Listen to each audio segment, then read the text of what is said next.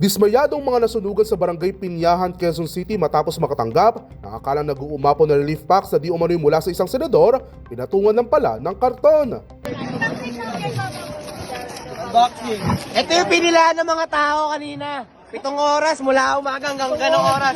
Hanggang tanghali. Tingnan nyo. Ayun o, ganyan o. May karton? Ayun o, may karton o. Walang laman yan o. Oy, tangina, may karton. Hinaing ng mga residente, 7 oras anila silang nakapilat inabot na ng tanghali para lang makatanggap ng karton na relief mula sana sa inaasahang tulong ng gobyerno. Sa isang balde kasi, makikita lamang 4 na pack ng instant noodles, bigas at 5 dalata. Pasaring naman ng lawyer at kilalang government critic na si Atty. Jesus Falsis sa kanyang post, abay may budol-budol gang din pala sa Senado. Isang patama sa umano'y kilalang #1 senator noong nakaraang taon. Samantala, samot-sari naman ang naging reaksyon ng netizens sa nangyaring relief operation ng senador. Ayon sa ilan, malaking insulto daw umano ito para sa mga malilit na mamamayan na sa tulong na lamang ng gobyerno sila umaasa.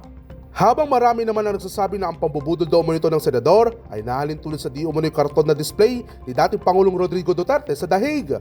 Samantala, matapos naman mag-viral ang post ni Falsis, umabot na sa barangay na naturang komunidad ang issue kung saan naglabas na rin ng pahayag at kinokondena naman naging paratang ng netizens.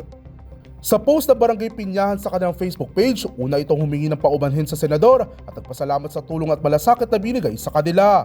Habang para naman sa mga nambabash na naturang relief operation at para rin sa mga nakatanggap ng tulong, yaan nila maging maunawiin na lamang sa sitwasyon at bagkus magpasalamat na lamang sa natanggap na tulong. Anila, bagaman hindi sakop ng obligasyon ng mga senador ang mamigay ng relief packs, ay nagbigay pa rin ito ng oras para sa kanilang mga kababayan at nilinaw na galing ito mismo sa kanilang mga bulsa. Samantala, wala naman naging sagot ang senador sa nasabing issue bagkus nagpasalamat lamang sa pagkakataon anyang makatulong at makapagserbisyo.